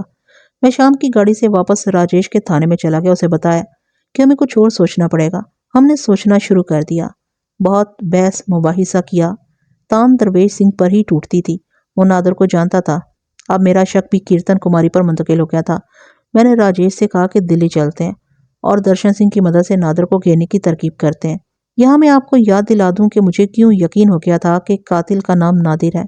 اس کی وجوہات تو میں بیان کر چکا ہوں، مگر ایک ثبوت بڑا واضح تھا۔ میں سنا چکا ہوں کہ تحصیلدار نے مرتے وقت کچھ کہنے کے لیے ہونٹ ہلائے تھے۔ میں نے کان اس کے ہونٹوں کے ساتھ لگایا تو مجھے اس کی سرگوشی سنائی دی تھی، لیکن وہ صرف نہ یا نہ ہی کہہ سکا اور مر گیا۔ اس کے علاوہ اس نے مجھے مروڑنے کا اشارہ کیا تھا۔ اس وقت میں نہیں سمجھ سکا تھا کہ اس نے کیوں نہ کہی ہے۔ جب گاڑی کے مسافروں نے بتایا تھا کہ سلیٹی رنگ کے پاجامے اور کرتے والے نے جوگیا رنگ کے پاجامے کرتے والے کو نادر کہہ کر پکارا تھا، تو مجھے یاد آیا کہ مقتول نے نزاع کے وقت نادر کہنا چاہا تھا۔ اس کا مطلب یہ ہوا کہ مقتول نادر کو جانتا تھا۔ ہم دونوں نے فیصلہ کیا کہ دلی چلا جائے۔ ہم اگلی رات کو دلی پہنچے اور سب انسپکٹر درشن سنگھ کے مہمان بنے۔ اس نے بتایا کہ اس نے ایک آدمی کو کیرتن کماری کے گھر پر نظر رکھنے کے لیے مقرر کر رکھا ہے۔ یہ ایک ہی روز پہلے کی بات تھی۔ رات درشن سنگھ کے ساتھ کچھ کام کی باتیں کرتے اور کچھ گپ شپ لگاتے گزر گئی۔ نادر کے متعلق اس نے بتایا کہ وہ چاقو زنی کا ماہر ہے۔ اس نے 2 سزائیں چاقو زنی میں اور 1 سزا قتل کے کیس میں اعانت جرم میں کاٹی ہے۔ درشن سنگھ نے بتایا کہ نادر قتل کرنے کی اہلیت رکھتا ہے۔ اس کے علاوہ درشن سنگھ نے یہ بھی معلوم کر لیا تھا کہ کیرتن کماری کے ساتھ نادر کا گہرا تعلق ہے۔ ان معلومات کے بعد یہ ضروری نہیں تھا کہ مخبر کو وہاں بٹھایا جاتا۔ اب سوچنا یہ تھا کہ نادر پر براہ راست حملہ کیا جائے یا پہلے کیرتن کماری کو لپیٹ میں لے لیا جائے۔ ہمارے پاس اس کا تو ثبوت ہی نہیں تھا کہ قتل اگر نادر نے کیا ہے تو یہ کیرتن کماری نے کرایا ہے۔ قتل دلہا بھی کرا سکتا تھا۔ ہم تینوں نے اس اقدام پر تبادلہ خیالات کیا کہ نادر کے ٹھکانے پر چھاپا مارا جائے۔ ہم نے اس اقدام کو بہتر سمجھا اور طے ہوا کہ اگلے روز ایک مخبر یہ اطلاع لانے کے لیے مقرر کیا جائے کہ نادر اپنے ٹھکانے پر موجود ہے۔ ہم سو گئے۔ صبح درشن سنگھ نے نادر کی اطلاع لانے کے لیے ایک آدمی مقرر کر دیا۔ کچھ دیر بعد درشن سنگھ کا ایک ہیڈ کانسٹیبل جو کسی کام سے باہر گیا ہوا تھا تھانے میں آیا اور درشن سنگھ کو بتایا کہ جس آدمی کو کیرتن کماری کے گھر پر نظر رکھنے کے لیے مقرر کیا گیا تھا وہ نادر کے ساتھ جا رہا تھا۔ ہیڈ کانسٹیبل نے انہیں دور سے دیکھا تھا۔ درشن سنگھ گہری سوچ میں چلا گیا۔ پھر بولا وہ آدمی نادر کے ساتھ جانے والا نہیں تھا، شاید کسی لالچ میں آ گیا ہو۔ اٹھو، مجھے کچھ شک ہو گیا ہے۔ ہم اٹھ کھڑے ہوئے۔ درشن سنگھ نے 3 کانسٹیبل بھی ساتھ لے لیے۔ 2 تانگے روک کر ہم ان میں بیٹھے اور حوض قاضی کی ایک گلی کے سامنے تانگے رکوا کر اترے۔ درشن سنگھ بالکل خاموش تھا، جیسے اسے معلوم ہو کہ کیا ہونے والا ہے۔ وہ گلیوں کے موڑ مڑتا ایک مکان کے سامنے رکا، دروازے کو ہاتھ لگایا۔ دروازہ اندر سے بند تھا۔ وہ آگے چلا گیا اور تیسرے دروازے پر رک کر دستک دی۔ ایک آدمی نے دروازہ کھولا۔ اس نے مسکرا کر درشن سنگھ کو سلام کیا۔ درشن سنگھ نے کہا ذرا ادھر جانا ہے۔ وہ آدمی یہ کہہ کر آئیے ایک طرف ہٹ گیا۔ ہم سب اندر گئے۔ دیوڑی میں سیڑھیاں تھیں، ان سے اوپر گئے۔ چھت سے ایک فصیل پھلانگی، آگے پھر چھت تھی۔ اسے اتر کر درشن سنگھ سیڑھیاں اترنے لگا۔ ہم بھی اس کے پیچھے اترے۔ یہ صحن تھا۔ ایک آدمی اندر سے دوڑتا باہر آیا۔ اس کا منہ کھل گیا اور آنکھیں ابل آئیں۔ اندر سے آواز آئی، کون ہے؟ نادرے۔ درشن سنگھ نے بلند آواز سے جواب دیا، میں ہوں درشن سنگھ، جہاں ہو وہیں رہنا۔ درشن سنگھ نے ریوالور نکال لیا اور برآمدے میں داخل ہو کر ایک کمرے میں چلا گیا۔ ہم اس کے پیچھے گئے۔ یہ ہے تمہارا نادر، درشن سنگھ نے ہمیں کہا، اور یہ جو فرش پر پڑا یہ میرا آدمی ہے۔ ہمارے سامنے گھنی اور مروڑی ہوئی مونچھوں والا نادر کھڑا تھا اور ایک آدمی فرش پر اوندے منہ پڑا تھا۔ اس کے ہاتھ پیٹھ پیچھے رسی سے بندھے تھے اور پاؤں بھی بندھے ہوئے تھے۔ نادر کے ہاتھ میں بیت کی چھڑی تھی۔ درشن سنگھ نے کانسٹیبلوں سے کہا کہ اسے کھولو۔ اگر میں اس کا دروازہ کھٹکھٹاتا تو اس آدمی کو یہ غائب کر دیتے۔ درشن سنگھ نے کہا، میں اس مکان میں ایک بار پہلے بھی چھاپا مار چکا ہوں، میں نے راستہ بنا رکھا ہے۔ یہ واقعہ یوں ہوا تھا کہ جو آدمی رسیوں میں بندھا پڑا تھا درشن سنگھ کا وہ مخبر تھا جسے اس نے کیرتن کماری کے کوٹے پر نظر رکھنے کے لیے مقرر کر رکھا تھا۔ طوائفوں اور ناچنے گانے والیوں کے ہاں رات کو رونق ہوا کرتی ہے۔ اس بازار میں اتنی بھیڑ ہوتی تھی کہ چلنے کا راستہ نہیں ملتا تھا۔ دن کے وقت وہاں الو بولا کرتے تھے۔ یوں کہہ لیں کہ گناہوں کی اس دنیا کے دن سوتے اور راتیں جاگتی ہیں۔ استاد جرائم پیشہ عموماً دن کے وقت طوائفوں کے ہاں جایا کرتے تھے۔ مخبر نے بتایا کہ وہ صبح کے وقت تو اس بازار میں ٹہل رہا تھا کہ نادر کیرتن کماری کے گھر سے نکلا۔ نادر اس مخبر کو جانتا تھا۔ نادر نے اسے کہا کہ ایک ضروری کام ہے، ذرا ساتھ چلو۔ یہ آدمی چونکہ نادر کے لیے یہاں بھیجا گیا تھا اس لیے وہ اس کے ساتھ چل پڑا۔ نادر اسے اس مکان میں لے آیا۔ یہاں ایک آدمی پہلے سے موجود تھا۔ دونوں نے اس کے ہاتھ پاؤں رسیوں سے باندھ دیے اور اونتے منہ گرا کر اسے پوچھنے لگے کہ وہ کل سے اس بازار میں کیا کر رہا ہے۔ نادر کو معلوم تھا کہ یہ آدمی پولیس کا مخبر ہے۔ اس نے نادر سے کہا کہ وہ اپنے کام سے گھوم پھر رہا تھا۔ نادر نے اس کی پیٹھ پر بیت کی چھڑی اتنے زور سے ماری کہ وہ بلبلا اٹھا۔ نادر نے اسے کہا کہ وہ مان جائے کہ اسے یعنی کہ نادر کے لیے بھیجا گیا ہے۔ یہ آدمی نہیں مان رہا تھا۔ اسے اور زیادہ مارا پیٹا گیا۔ اتنے میں ہم پہنچ گئے۔ دیکھو نادر، میں نے اس کے کندھے پر ہاتھ رکھ کر کہا، جو ہو گیا وہ جوگیا رنگ کے کپڑے اور اپنے ساتھی کے سلیٹی رنگ کے کپڑے اور چاقو یا خنجر جو بھی تم نے استعمال کیا تھا خود ہی نکال دو۔ مان جا نادرے، درشن سنگھ نے کہا، سودا کرا دوں گا، موقع کے گواہ موجود ہیں، تم دونوں کو شناخت کر لیں گے، اور تحصیلدار کا نظری بیان بھی ہے۔ راجیش نے کہا، اس نے تمہارا نام لے کر بیان دیا تھا۔ پھانسی سے بچنا چاہتے ہو تو برآمدگی کرا دو، ورنہ ہم خود تلاشی لیں گے تو تمہاری ہماری دوستی ختم ہو جائے گی۔ تمہارا جرم ثابت ہے، پھر بھی ورلی جتھے یعنی کہ CIA کے حوالے کر دیں گے۔ تم جانتے ہو وہاں تمہارے ساتھ کیا سلوک ہوگا، جسم پر کھال نہیں رہے گی، پھر سزا بھی پا جاؤ گے۔ وہ تھا تو پکا جرائم پیشہ، مگر 3 تھانے داروں کے سامنے وہ بے بس ہو گیا۔ اس پر ذرا سا بھی تشدد نہ کیا۔ ہم تینوں نے صرف زبان سے اسے ہتھیار ڈلوا لیے۔ محلے کے 3-4 آدمی بلا لیے۔ نادر نے ان کے سامنے اپنا جوگیا سوٹ اور اپنے ساتھی کا سلیٹی سوٹ نکالا۔ معلوم ہوا کہ یہی آدمی جو اس کے ساتھ تھا دوہرے قتل میں اس کا ساتھی تھا۔ مزید تلاشی میں 2 بڑے کمانی دار چاقو اور 2 خنجر برآمد ہوئے۔ چرس بھی برآمد ہوئی اور جامع تلاشی میں نادر کی جیب سے 2500 کے نوٹ برآمد ہوئے۔ یہ تحصیلدار اور قمر بائی کے قتل کی اجرت تھی جو اس نے اسی صبح کیرتن کماری سے وصول کی تھی۔ اس دور کے 2500 روپے آج کے 15000 کے برابر تھے۔ اس قسم کے جرائم پیشہ کا پولیس کے جال سے نکلنا آسان نہیں ہوتا۔ ان دونوں کو ہم تھانے لے گئے۔ نادر چونکہ اپنی دنیا کا استاد تھا اس لیے اس نے اقبال جرم کے عوض درشن سنگھ سے اپنے کسی پہلے کیس کا سودا کرنا چاہا۔ راجیش نے کیس کے متعلق پوچھا۔ درشن سنگھ نے بتایا تو راجیش نے اسے کہا کہ نادر کو یہ انعام دے دو۔ ضروری نہیں کہ میں آپ کو یہ کیس سناؤں۔ ہسٹری شیٹر افراد کے ساتھ بعض حالات میں اس قسم کی سودے بازی کرنی پڑتی ہے۔ میں نادر اور اس کے ساتھی کی اس دوہرے قتل کی واردات میں کوئی سودے بازی نہیں کرنا چاہتا تھا کیونکہ مجھے اپنے تجربے پر اعتماد تھا کہ اتنی شہادت موجود ہے اور خانہ پوری کی بھی گنجائش ہے کہ ان دونوں کو سزا دلائی جا سکے۔ یہ کیس راجیش کا تھا۔ اس نے جو بہتر سمجھا وہ کیا۔ نادر کا اقبالی بیان اس کے ساتھی سے لگ لیا گیا۔ اس کے جرم کی داستان یوں ہے کہ کیرتن کماری کے ساتھ اس کے گہرے مراسم تھے۔ اس کلاس کی طوائفیں خصوصاً ناچنے گانے والیاں نادر کی طرح کے استاد گنڈوں کو اپنی حفاظت اور اپنے کاروبار کے تحفظ کے لیے اپنے جال میں رکھتی ہیں اور ان کا ہر مطالبہ پورا کرتی رہتی ہیں۔ وہ ایک دوسری پر اپنے گنڈوں کا روپ بھی کاٹتی رہتی ہیں۔ کیرتن کماری نے نادر کو بتایا کہ قمر بائی اس کے گاہکوں کو لے گئی ہے اور تحصیلدار اس کی مدد اور پست پناہی کر رہا ہے۔ اس نے نادر کو وہی تفصیلات بتائیں جو میں آپ کو سنا چکا ہوں۔ کیرتن کماری یہ چوٹ برداشت نہ کر سکی کہ ان جاگیرداروں کے لڑکے لڑکی کی شادی پر اسے بلایا گیا تھا، لیکن تحصیلدار قمر بائی کو لے گیا۔ اس شادی پر اسے ہزارہا روپوں کی ویلوں کی توقع تھی۔ اپنا معاوضہ الگ تھا۔ اس قسم کے دولت مندوں کے ہاں تو گانے والیاں بلا معاوضہ آ جانے کو بھی تیار ہو جاتی تھی، کیونکہ وہاں ویلیں اتنی ہو جاتی تھیں جو وہ کوٹھے پر پورے مہینے میں نہیں کما سکتی تھیں۔ کیرتن کماری نے نادر پر شراب کا اور اپنے حسن و جوانی کا نشہ طاری کر کے ایسا بھڑکایا کہ وہ تحصیلدار اور قمر بائی کے قتل پر تیار ہو گیا۔ کیرتن کماری نے 2500 روپیہ نقد پیش کیا اور کہ دونوں کو ختم کراؤ اور رقم لے لو۔ میں آپ کو بتا چکا ہوں کہ یہ لوگ ذہنی مریض ہوتے ہیں اور انتہا پسند۔ ان کی سوچوں کو علم نفسیات کے ڈاکٹر ہی سمجھ سکتے ہیں۔ بارات گئی تو نادر اپنے ایک ساتھی کو ساتھ لے کر لڑکی والوں کی گاڑی پر چلا گیا۔ دونوں کے پاس خنجر تھے۔ نادر نے جوگیا کپڑے، اس کے ساتھی نے، جس کا نام ذہن سے اتر گیا ہے، سلیٹی رنگ کے کپڑے پہن رکھے تھے۔ دونوں نے اوپر قیمتی چادریں لے رکھی تھیں اور فلیٹ شوز پہنے تھے۔ وہ شام سے ذرا پہلے وہاں پہنچے۔ نادر نے اپنے بیان میں کہا کہ اسے معلوم تھا کہ تھوڑی دیر تک ارد گرد کے دیہات کے تماشائی جمع ہونے شروع ہو جائیں گے، پھر ان دونوں کو کوئی نہیں پہچان سکے گا۔ ایسے ہی ہوا۔ دونوں تماشائیوں میں شامل ہو گئے۔ نادر بہت چالاک آدمی تھا۔ اس نے یہ بھی معلوم کر لیا کہ قمر بائی کو کس کمرے میں ٹھہرایا گیا ہے۔ اس کی نظر تحصیلدار پر تھی۔ وہ ان دونوں کی نظروں سے بچنا چاہتا تھا کیونکہ دونوں اسے جانتے تھے۔ تحصیلدار اسے اس لیے زیادہ جانتا تھا کہ ایک بار وہ تحصیلدار سے ملا اور درخواست کے لہجے میں سے کہا تھا کہ وہ کیرتن کماری کے کاروبار کو تباہ نہ کرے۔ تحصیلدار نے اسے ڈانٹ دیا اور کہا تھا، کیرتن کماری مجھے گنڈوں سے ڈرا رہی ہے۔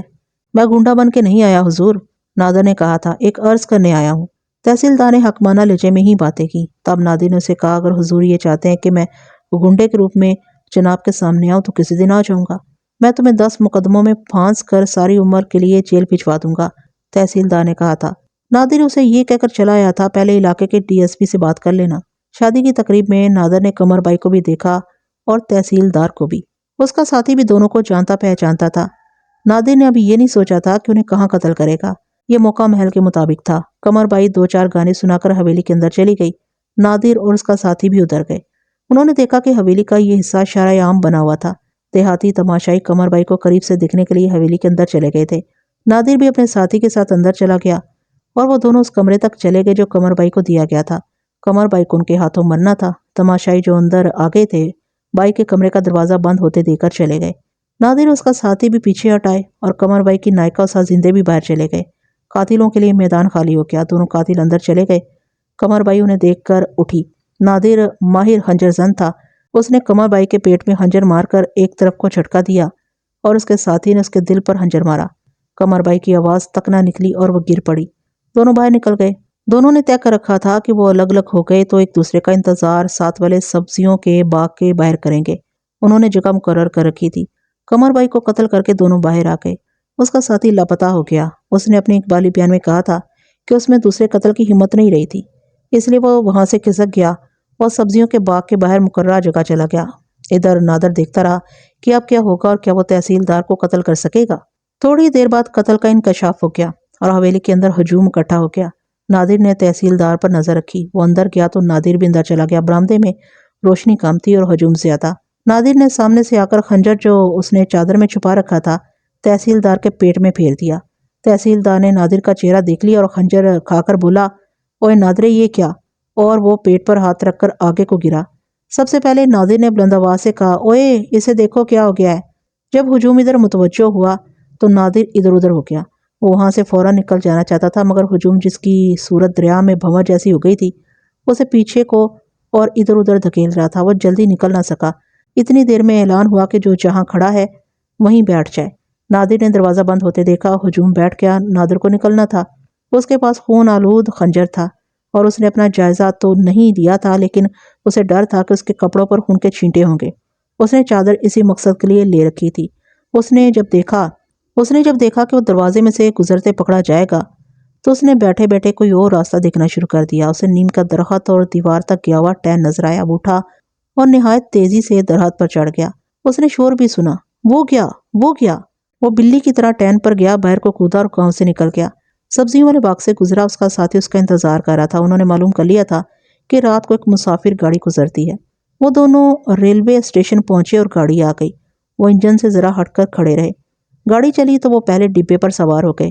گاڑی جب میرے کہنے پر ایک اسٹیشن پر زیادہ دیر رکی رہی تو انہیں شک ہوا۔ وہ بہت محتاط تھے۔ وہ دیکھ چکے تھے کہ ان کے کپڑوں پر خون کے چھینٹے پڑے ہوئے تھے انہیں چھپانے کے لیے انہوں نے چادریں اور نیچے لٹکا لی۔ نادر کے ساتھی نے دیکھا کہ پولیس آ رہی تھی۔ اس نے نادر کو بتایا۔ دونوں دوسری طرف اتر گئے اور پیدل 7-8 میل چل کر اپنے ایک دوست کے ہاں پہنچے۔ اس کے ہاں انہوں نے کپڑوں سے خون دھویا اور خنجر صاف کیے، وہاں رات گزاری اور اگلی شام دلی پہنچے۔ نادر رات کو کیرتن کماری کے ہاں نہ گیا کیونکہ رات کو وہ مصروف ہوتی تھی۔ وہ رات کے آخری پہر گیا، کیرتن کماری کو کامیابی کی خوشخبری سنائی، 2500 وصول کیا، کچھ دیر وہاں سویا اور جب باہر نکلا تو اسے درشن سنگھ کا مخبر نظر آیا۔ اس کے انداز سے اسے شک ہوا، کوئی عام آدمی ہوتا تو اسے مخبر پر شک نہ ہوتا۔ وہ نادر تھا جو اپنے فن کا ماہر اور استاد تھا اور پولیس کی کارروائیوں کو اچھی طرح سمجھتا تھا۔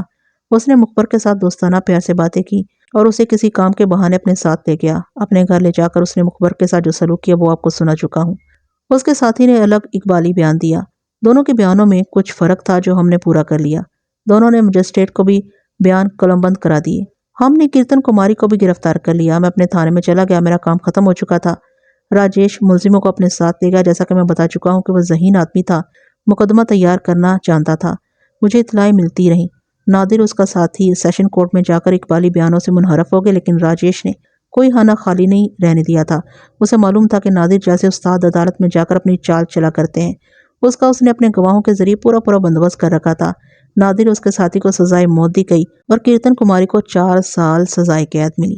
اس نے روپے پیسے کے زور پر بڑا قابل وکیل کیا تھا، مگر وہ انہیں سزا سے بچا نہ سکا۔ ان کی اپیلیں بھی مسترد ہو گئیں۔ تو ناظرین، امید کرتی ہوں کہ کہانی آپ کو کافی پسند آئی ہوگی۔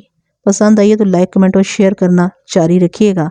اور اس کے ساتھ ساتھ یہ بھی عرض کرنا چاہوں گی کہ میرے اس چینل پر آپ کو بہت سے ناول سننے کو ملیں گے، وہ لازمی سے سنیے گا، آپ خاصا انجوائے کریں گے۔ مجھے اجازت دیجیے ایسی ہی کسی اچھی سی کہانی تک کے لیے۔ اللہ حافظ۔